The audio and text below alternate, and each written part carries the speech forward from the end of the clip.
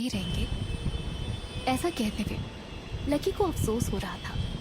इधर अचिंत्य अपने घर में आया। अचिंत्य का आलीशान मेंशन किसी राजा के महल से कम नहीं लग रहा था।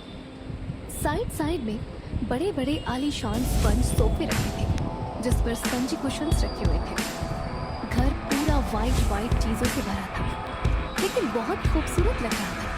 फिर अचिंत्य अपने कमरे में आया जो सबसे ऊपर के फ्लोर पर था।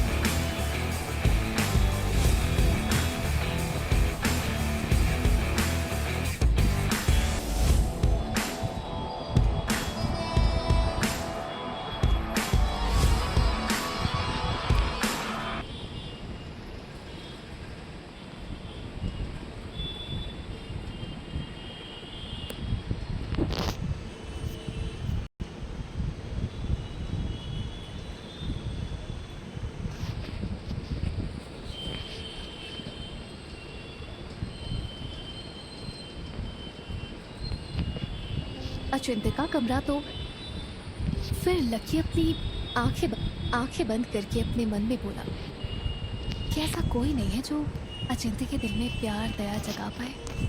क्या ये जिंदगी भर ऐसे ही रहेंगे? ऐसा कहते हुए लकी को अफसोस हो रहा था। इधर अचिंत्य अपने घर में आया। अचिंत्य का आलीशान मेंशन किसी राजा के महल से कम नहीं लग रहा था।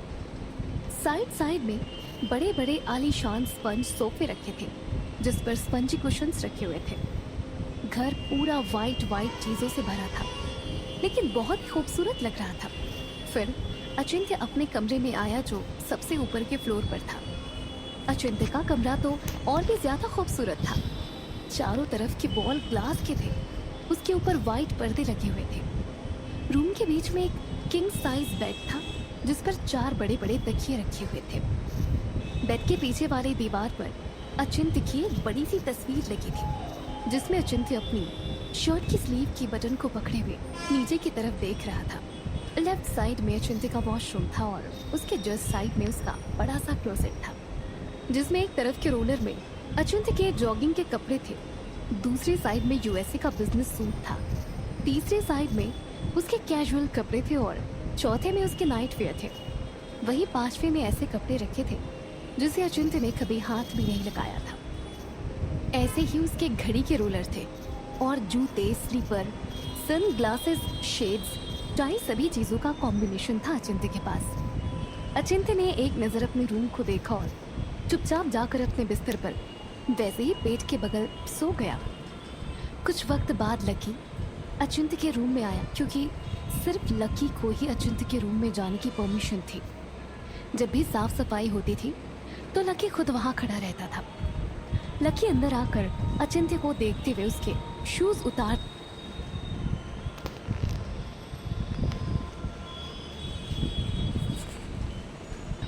फिर वो बाहर आकर अचिंत्य का रूम लॉक करके बोला, एएसएस, आपने खुद को इतना पत्थर दिल क्यों बना लिया है? जब आप 22 साल के थे तब से आपको देख रहा हूँ। वो खुशी कहाँ चली गई? कहाँ गया वो अचिंत्य जिसके आने से सबके चेहरे खिल जाते थे, जो कभी सबकी जान हुआ करता था? आज 5 साल बाद इस अचिंत्य को देखो तो कोई नहीं कह सकता कि ये वही है। आज इन्हें देखने भर से सबकी रूह कांप जाती है। देखने की तो छोड़ो, नाम सुनकर भी लोग डर जाते हैं। फिर वो अपनी आंखें बंद करके बोला, काश कोई ऐसा आ जाए जो अचिंत्य की लाइफ में भी खुशी ले आए, जो अचिंत्य को एक बार फिर से प्यार और इंसानियत पर भरोसा दिला पाए। इतना बोलकर वो भी अपने रूम की तरफ चला गया। सुबह का वक्त, वतर्क कॉलेज। एक लड़की पेपर में कुछ पढ़ रही थी कि तभी दूसरी लड़की, जिसकी उम्र 23 के आसपास रही होगी, ब्लैक कलर के जीन्स पर पिंक कलर की जॉर्जेट कुर्ती पहने हुए, अपने बालों को पोनी स्टाइल में बांध रखा था और फेस पर थोड़ा मेकअप था और ग्लो भी, और वो थोड़ा एटीट्यूड पे भी थी, लेकिन वो बहुत अच्छी लग रही थी। तभी वो पेपर पढ़ रही लड़की के कंधे पर पीछे से हाथ रखकर बोली, यार खनम, तू तब से क्या देख रही है? तभी पेपर पढ़ रही लड़की पलट गई। उसकी उम्र लगभग 21 रही होगी। उसकी बड़ी बड़ी आंखें, गोल सा चेहरा, बड़ी बड़ी पलकें, पिंक कलर के हार्ट शेप होठ,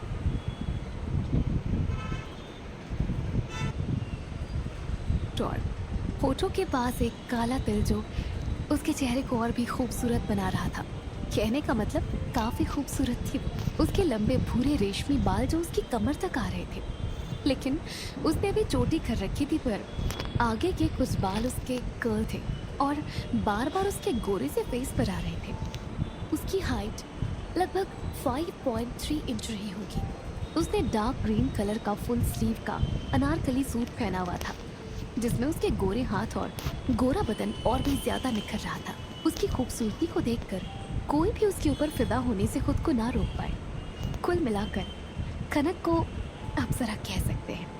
वो बोली, यार श्रेया, देख ना, हमारा एनुअल फंक्शन है और तू जानती है ना कि मुझे घर जल्दी जाना है, इसीलिए सोच रही थी कि मेरा परफॉर्मेंस पहले हो जाएगा, लेकिन ये देखना, मेरा तो आखिरी में कर दिया गया है। तब तक तो बहुत सारे लोग चले जाएंगे।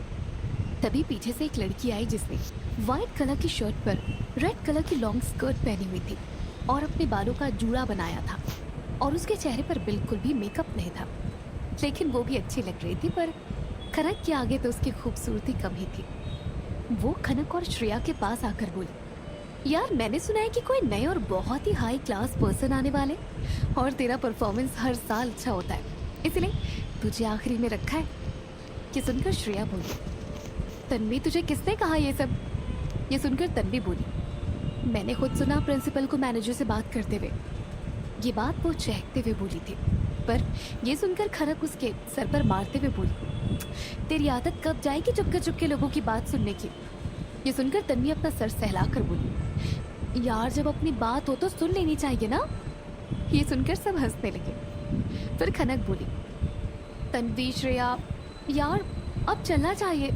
तुझे तो पता है ना कि मुंबई की ट्रैफिक अगर ज्यादा हुई तो घर ट्रेन से जाना पड़ेगा, और लोकल ट्रेन की भीड़ भाड़ मैं नहीं झेल सकती हूँ। ये सुनकर सबने हाँ में सर हिलाया और खनक के साथ कॉलेज के बाहर आ गए।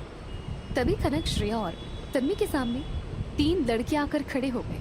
उन्हें देखकर तन्वी बोली, ये फिर से आ गए खनक, लगता है पिछली बार की बेइज्जती भूल गए हैं। ये सुनकर खनक बोली, भूल गए हैं तो क्या हुआ, हम है ना, फिर से याद दिला देते हैं, क्यों? खनक ने ये कहा ही था कि तीनों सहेलियां एक साथ हंसने लगी, और ये देखकर सामने खड़े लड़कों में से एक लड़का आगे आकर बोला, तुम जानती नहीं हो मुझे खनक त्रिपाठी कि मैं क्या चीज हूँ? ये सुनकर खनक बोली, हाँ मैं जानती हूँ ना, अभी एग्जाम में चीट करते हुए पकड़े गए और रेस्ट्रिगेट हो गए थे, वही हो ना तुम? फिर तन्वी आगे आकर दूसरे लड़के की तरफ इशारा करके बोली, और तुम वही हो ना जो गर्ल्स हॉस्टल में घुस गए थे और गर्ल्स ने तुम्हें चोर समझकर पीट दिया था? ये सुनकर लड़कों का गुस्सा बहुत बढ़ गया था। तभी पहला वाला लड़का खनक का हाथ पकड़ने के लिए आया, लेकिन जैसे ही उसने अपना हाथ बढ़ाया, खनक ने उसके हाथ को उसकी पीठ से लगाकर मोड़ दिया और बोली, खनक की मासूमियत पर मत जाना, समझ गए? नहीं तो उस दिन तो सिर्फ तुम्हें सबके सामने मुर्गा बनाया था, अब की बार तुम्हारे इस हटेले चेहरे पर कालिक लगवा कर पूरे कॉलेज में घुमा दूंगी, समझ में आई ना? इतना बोलकर खनक ने उसे आगे की तरफ धकेल दिया। फिर वो सब मुस्कुराते हुए घर और हॉस्टल की तरफ चली गई। तो दूसरा लड़का आगे आकर बोला, यार शरद, ये तो हमारी धज्जियां उड़ाकर चली गई यार, इसे ऐसे कैसे छोड़ सकते हैं हम? ये सुनकर शरद गुस्से में बोला, नहीं निखिल, तुझे क्या लगता है कि मैं ऐसा कर सकता हूँ? मैं ऐसे तो नहीं छोड़ूंगा इन्हें। फिर तीसरा लड़का आगे आकर बोला, फिर क्या करेंगे हम शरद? शरद अपनी एक आईब्रो उठाकर बोला, सचिन, ये लड़की बहुत तेज है ना, और कभी खुद को हाथ नहीं लगाने देती ना, तो अब बस एनुअल फंक्शन का इंतजार कर। इतना बोलकर शरद डेविल स्माइल करने लगा। फिर वो अपने मन में बोला, अब देखता हूँ तुम्हारा कितना हाथ चलता है और तुम्हें कौन बचाता है, तुम्हें कोई चाह कर भी नहीं बचा पाएगा। शाम का वक्त, खनक का घर। इधर खनक घर आई तो देखा उसके पापा हरीश चंद्र और उसके चाचा हरिकांत त्रिपाठी सोफे पर बैठकर बात कर रहे थे। लेकिन जैसे ही उनकी नजर दरवाजे पर गई तो खनक को देखकर दोनों के चेहरे पर एक मुस्कान आ गई। तभी खनक की चाची विद्या जी और उसकी मम्मी शोभा जी किचन से बाहर आई। विद्या जी हरिकांत को देखकर बोली, देखिए अभी तक खनक नहीं आई है, जाने कहाँ है ये लड़की? ये सुनकर हरिकांत जी ने सामने इशारा किया तो विद्या जी खनक को देखकर बोली, बेटा जाना जल्दी से, तेरी स्वीटी दी तुझे बुला रही है। स्वीटी विद्या जी और हरिकांत जी की बेटी थी, लेकिन खनक से बड़ी थी। तभी सामने से एक लड़का आया जिसकी उम्र 24 रही होगी। देखने में काफी अट्रैक्टिव था, बॉडी भी सही थी और बाल भी मस्त सेट किए हुए थे। रंग थोड़ा दबा हुआ था और चेहरे पर एक छोटी सी मुस्कान थी। वो खनक की तरफ आकर बोला, खनक स्वीटी के कमरे में चल, बात करनी है तुझसे। ये सुनकर खनक को अजीब लगा तो वो लड़के की तरफ देखकर बोली, रोहन भैया आज मेरा जन्मदिन भी नहीं है और ना मेरा रिजल्ट आया है, फिर आप सबको मुझसे ही क्यों बात करनी है। रोहन खनक का बड़ा भाई था और शोभा जी और हरीश चंद्र जी का बड़ा बेटा भी था। तभी दूसरा लड़का भी आया और वो भी लगभग रोहन की ही उम्र का था। रोहन की तरह तो नहीं, पर वो भी दिखने में ठीक ठाक था। वो बोला, क्योंकि तेरी क्लास जो लेनी है। उसे देखकर खनक मुंह बनाकर बोली, राहुल भैया अगर आप भूल रहे हैं तो आपको बता दो कि जब आपके नंबर कम आते हैं तब आपकी क्लास लगती है, मेरी नहीं। राहुल विद्या जी का बेटा था, लेकिन खनक से वो भी उतना ही प्यार करता था जितना कि रोहन। तभी एक 6 साल का छोटा सा लड़का खनक के पास दौड़ते हुए आया और उसे देखते हुए बोला, दीदी आप कहाँ थी, मैंने आपको बहुत मिस किया। ये सुनकर खनक उसके सामने बैठकर अपने बैग से एक चॉकलेट निकालकर मुस्कुराकर उसे देते हुए बोली, मेरा छोटा सा क्रिश, तुमने दीदी को इसीलिए याद किया था ना। चॉकलेट लेते हुए क्रिश बोला, आप मेरी सबसे प्यारी दीदी हो। इतना बोलकर क्रिश ने खनक के गाल पर एक किस किया और कमरे की तरफ भाग गया। क्रिश विद्या जी का छोटा बेटा था। फिर खनक सबकी तरफ देखकर बोली, मैं दी से मिलकर आती। इतना बोलकर वो अपने रूम में चली गई। रूम में जाकर देखा तो स्वीटी गुमसुम सी बेड पर बैठी हुई थी। ये देखकर खनक को बुरा लगा तो वो पीछे से स्वीटी को पकड़कर बोली, मेरी स्वीटी देखो क्या हुआ, आप ऐसे क्यों बैठी हो। ये सुनकर स्वीटी पलटकर खनक का हाथ पकड़कर उसे अपने पास बैठाकर बोली, यही तो बात है ना खनक कि तुझे कुछ पता ही नहीं होता कि घर में क्या चल रहा है। ये सुनकर खनक कंफ्यूज होकर बोली, क्या हुआ दीप, आप ऐसे क्यों बोल रही हो, मुझे क्या नहीं पता। तभी रोहन और राहुल रूम के अंदर आ गए और रोहन खनक को देखकर बोला, देख खनक, जो बात हम तुझसे करने जा रहे हैं ध्यान से सुन। पहली बात तो ये कि हम समझ रहे हैं तेरी भावनाओं को, लेकिन तू बिना बात सुने और समझे रिएक्ट मत करना। ये सुनकर खनक भी सीरियस हो गई और बोली, क्या बात है भैया, आप सब ऐसे क्यों बात कर रहे हैं, कोई सीरियस बात हो गई है क्या। राहुल खनक का हाथ पकड़कर बोला, देख खनक, हमें पता है कि तू सच का साथ देती है और कभी नहीं डरती है, लेकिन बात अभी हमारी फैमिली की है, तो अब थोड़ा दिमाग से काम लेना है। खनक सबकी बात को बहुत ध्यान से सुन रही थी। तभी रोहन बोला, तुझे याद है ना कि पापा और चाचा जब इंदौर से लौट रहे थे तब एएसएस के आदमी ने एक आदमी को मार दिया था और पापा और चाचा ने ये सब अपनी आंखों से देखा था।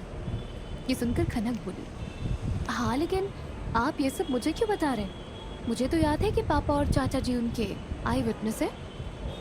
राहुल खनक से क्या कहने की कोशिश कर रहा है और क्यों, और क्या करने वाला है शरद खनक के साथ, आखिर क्यों बन गया है अचिंत्य इतना पत्थर दिल, और कौन है वो जो खनक के कॉलेज में आने वाला है। कल ही जय केस की हियरिंग है, तो हो सकता है कि आज एएसएस के आदमी आए और पापा और चाचा को धमकी दे और उन्हें अपनी गवाही बदलने के लिए मजबूर कर दे, लेकिन तू कुछ मत बोलियो।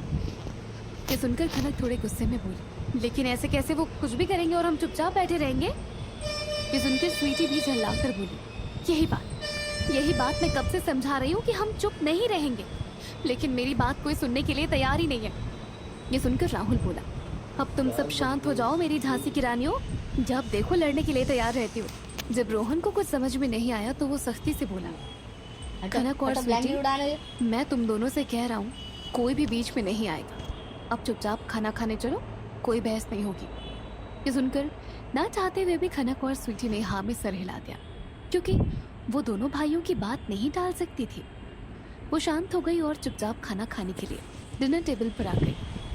सब खाना खा रहे थे, लेकिन खनक के दिमाग में ये चल रहा था कि आखिर एएसएस इतना बुरा क्यों है। खनक ने आज तक एएसएस को नहीं देखा था। इनफैक्ट खनक की फैमिली में किसी ने एएसएस को नहीं देखा था। खनक ने सोच लिया था कि जैसा रोहन और राहुल ने कहा था वो वैसा ही करे। इतना सोचकर वो चुपचाप खाना खाने लगी। खामोश हो जाओ, बोलो मत। खाना खाकर स्वीटी और खनक अपने रूम में चली गई। हाँ, इसके ऐसे करो, हरीश चुप हो चंद्र जाओ, जी और हरिकांत बोलो जी मत कुछ भी। आपस में बात कर रहे थे कि तभी घर की डोरबेल बजी। ये देखकर शोभा जी दरवाजा खोलने के लिए गई, लेकिन जैसे ही उन्होंने दरवाजा खोला वो शॉक्ड हो गई। हरीश चंद्र जी शोभा को शांत देखकर बोले, क्या हुआ, आप ऐसे क्यों देख रहे हैं, कौन है सामने? शोभा जी कुछ बोलती उससे पहले ही एक आदमी सामने आया और उसके पीछे अचिंत्य भी ब्लू कलर की शर्ट पर व्हाइट कलर का पैंट और फॉर्मल शूज पहने हुए अपने शर्ट की स्लीव को अपनी बाजुओं तक फोल्ड करते हुए अंदर आया। उसे देखकर सब लोग शॉक्ड हो गए और तभी स्वीटी ने भी रूम से अचिंत्य को देखा और बोली, खनक, ये कौन है यार, बड़ा ही हैंडसम है। ये सुनकर खनक भी उसे देखने के लिए कमरे के दरवाजे पर आ गई। वो भी अचिंत्य को एक बार देखकर कुछ वक्त के लिए देखते ही रह गई। आखिर वो इतना हैंडसम जो था, सच में नॉर्मल कपड़ों में भी अचिंत्य कमाल लग रहा था। लेकिन तभी अचिंत्य के पीछे से लकी आया और एटीट्यूड में बोला, पहचाना नहीं आप सबने, ये है हमारे एएसएस। एएसएस मतलब अचिंत्य सिंह शेखावत, जिसके खिलाफ आप दोनों कल कोर्ट में गवाही देने वाले हो। अचिंत्य का नाम सुनकर एक बार के लिए सबकी सांसें ही रुक गई और अचिंत्य चुपचाप आकर सोफे पर बैठ गया और हरीश चंद्र जी की तरफ देखकर बोला, बैठ जाइए त्रिपाठी जी, आपका ही घर है, पर हाँ अभी आपके ऊपर है, आगे रहे ना रहे। ये सुनकर हरीश चंद्र जी बोले, ये क्या बदतमीजी है, आप सब ऐसे हमारे घर में और वो भी इतनी रात में? ये सुनकर अचिंत्य सामने रखी खनक की बुक्स को देखकर बोले, सच आप सब बड़े पढ़े लिखे लोग हैं, हमेशा सच का साथ देते हैं। लेकिन अब मेरी क्या गलती थी त्रिपाठी जी? वो आदमी मेरे सामने आकर मुझे चैलेंज कर रहा था, उसे मेरे काम से बहुत प्रॉब्लम थी, तो हटा दिया उसे अपने रास्ते से। ये सुनकर हरिकांत जी बोले, वो एक ईमानदार पुलिस ऑफिसर था और कोई आवाज उठाए ना उठाए हम जरूर उठाएंगे, हम चुप नहीं रहेंगे। ये सुनकर अचिंत्य ने एक सुर्ख नजर हरिकांत जी के ऊपर डाली और लकी की तरफ देखकर कहा, लकी, एक मिडिल क्लास आदमी की सबसे प्यारी चीज बताओ जो उसके लिए उसका सबसे बड़ा धन हो। लकी सामने देखते हुए बोला, उसका परिवार एएसएस और मैं भी उसका घर। ये सुनकर अचिंत्य अपनी उंगलियां नचाकर उन्हें देखते हुए बोला, तो तुम्हें पता है ना कि क्या करना है, कैसे इन्हें इनकी औकात दिखानी है। ये सुनकर लकी ने अपने आदमियों की तरफ इशारा किया तो उसके आदमी बिना सोचे समझे घर का सामान तोड़ने लगे। ये देखकर रोहन बोला, ये सब क्या है, चुपचाप मेरे घर से चले जाओ नहीं तो अच्छा नहीं होगा। तभी राहुल भी आ गया। वो सब जानते थे कि सामने वाले आदमी कितने डेंजरस थे, लेकिन वो अपने घर में ऐसे तोड़ फोड़ होते हुए नहीं देख सकते थे। राहुल और रोहन को देखकर अचिंत्य बोला, ओहो, तो बुढ़ापे की लाठियां भी यही है। आए, क्या होगा अगर अचानक से दो बुढ़ापे की लाठियां टूट जाए? इतना बोलकर अचिंत्य ने लकी की तरफ देखा और लकी ने अपने आदमियों की तरफ। फिर सारे आदमी एक साथ मिलकर रोहन और राहुल को मारने लगे। रोहन और राहुल भी खुद को बचाने के लिए फाइट कर रहे थे, लेकिन अचिंत्य के आदमियों के सामने टिकना आसान कहाँ था। कहाँ अचिंत्य के एक से बढ़कर एक इम्पोर्ट हुए फाइटर और उसके लड़ाकू आदमी, और कहाँ नॉर्मल से मिडिल क्लास करके नॉर्मल से लड़के।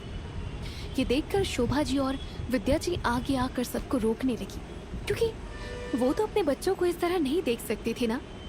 तो अचिंत्य के आदमियों ने उन्हें धकेल दिया, जिससे वो कहीं कुछ दूर पर जाकर गिर गई। ये देखकर स्वीटी जल्दी से बोली, कनक, पापा और बड़े पापा को बचाना होगा। अचिंत्य के आदमी हरीश चंद्र जी और हरिकांत जी को भी धकेल रहे थे और मार भी रहे थे। ये देखकर कनक परेशान होकर बोली, दी, आप कृष को देखो, मुझे जाना ही होगा। मैं अपने पापा और चाचा को ऐसे इन शैतानों के हवाले कैसे छोड़ दूं? ये सुनकर स्वीटी ने हाँ में सर हिला दिया और खनक जल्दी से दरवाजा खोलकर बाहर आ गई। एक तरफ कुछ गुंडे रोहन और राहुल को मार रहे थे, तो दूसरी तरफ कुछ गुंडे हरीश चंद्र जी और हरिकांत जी को घसीट रहे थे। और अचिंत्य चुपचाप सोफे पर शांत से बैठकर ये सब देख रहा था। वो तो शैतान ही था, उसे तो ये सब देखकर मजा ही आता था। वो देख ही रहा था कि तभी अचानक वहां खनक आ गई और गुंडों को धकेल कर अपने पापा को उठाने लगी। वो अपने पापा को देखकर रोए जा रहे थे, क्योंकि हरीश चंद्र जी को बहुत चोटें आई थी और उनकी बॉडी से और उनके माथे से जगह जगह से खून आ रहा था। वो उन्हें उठा रही थी कि तभी एक गुंडे ने उसका हाथ पकड़कर उसे धकेल दिया। खनक जाकर सोफे से टकरा गई, लेकिन वो फिर से उठी और गुंडों को धकेलने की कोशिश करते हुए बोली, छोड़ दीजिए मेरे पापा और चाचा जी को प्लीज, मैं आप सबके हाथ जोड़ती हूँ प्लीज। कनक गिड़गिड़ा रही थी और वो रो भी रही थी, लेकिन उसकी पीठ अचिंत्य की तरफ थी और उसकी रोने की आवाज सुनकर अचिंत्य इरिटेट हो रहा था। कनक के रेशमी बाल खुले हुए थे और उसकी पीठ से लेकर कमर तक बिखरे हुए थे। फिर अचानक अचिंत्य इरिटेट होकर उठा और खनक की तरफ बढ़ गया। अचिंत्य ने गुस्से में खनक को पीछे से बालों से कसकर पकड़ लिया और पीछे की तरफ घसीट कर कुछ दूर ले आया। फिर उसे अपनी तरफ पलट दिया। अचिंत्य के हाथ खनक के बालों पर थे और अचिंत्य ने उसे अपनी तरफ पलट दिया था, लेकिन खनक के बाल इतने सिल्की थे कि खनक का चेहरा अचिंत्य की तरफ होकर भी अचिंत्य को उसका चेहरा नहीं दिख रहा था, क्योंकि उसके बाल उसके गाल से होते हुए उसके चेहरे पर आ गए थे। लेकिन अचिंत्य की नज़र खनक की आंखों पर थी, बड़ी बड़ी आंखें जो रोने की वजह से हल्की लाल हो गई थी और रोने से उसका पूरा चेहरा भी लाल पड़ गया था।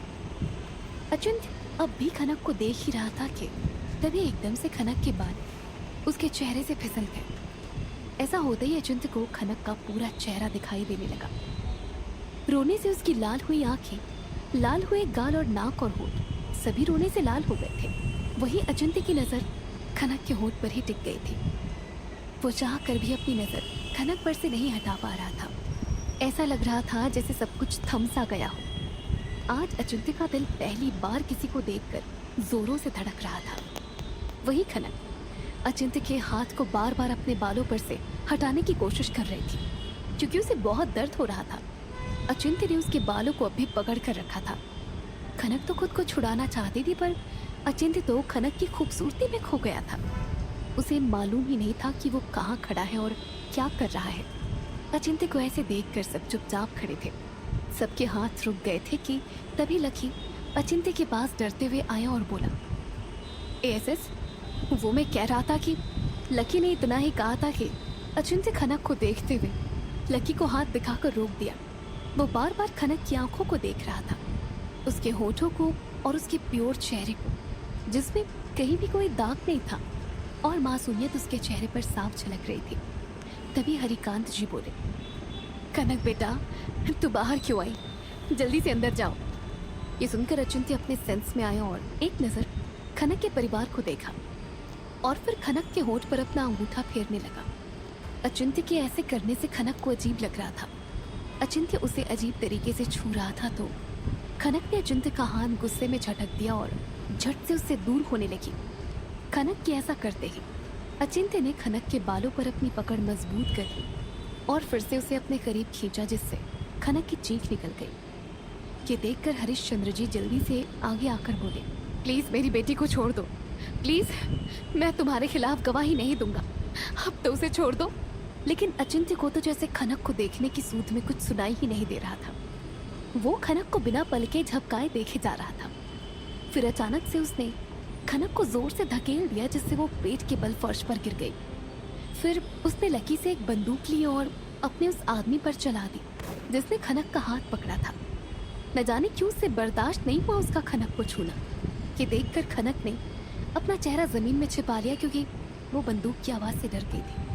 घर के सब लोग डर गए थे। फिर अचिंत्य खनक की तरफ देखते हुए बोला, अगर अब भी किसी की इच्छा अधूरी रह गई हो तो बता देना, मैं अगली बार इस परिवार में से किसी की लाश गिरा दूंगा और अधूरी इच्छा पूरी हो जाएगी। इतना बोलकर वो खनक के पास अपना एक घुटना जमीन पर टिका कर बैठ गया और वहीं उसे देखकर खनक थोड़ा पीछे की तरफ खिसक गई। उसे अचिंत्य को देखकर ही डर लग रहा था। फिर अचिंत्य ने अपना हाथ बढ़ाकर खनक के गाल पर आए आंसुओं को पोंछ दिया और उठकर जल्दी से वहां से निकल गया। अचिंत्य के जाते ही सब भागकर खनक के पास आ गए और हरीशचंद्र जी ने उसे गले लगा लिया। खनक रोए जा रही थी और सब घबराए हुए थे। अचिंत्य के बिहेवियर को देखकर और खनक को वो जिस तरह से देख रहा था, वो देखकर रोहन और राहुल भी एक बार के लिए सहम गए थे। फिर सब उसे संभाल कर उसके रूम में ले गए। रूम में जाते ही खनक स्वीटी के गले लग गई और जोर जोर से रोने लगी। आखिर कैसा होगा एरोगेंट, गुस्सैल और घमंडी अचिंत्य सिंह शेखावत के एटीट्यूड पर खनक की खूबसूरती और मासूमियत का असर? जानने के लिए सुनते रहिए।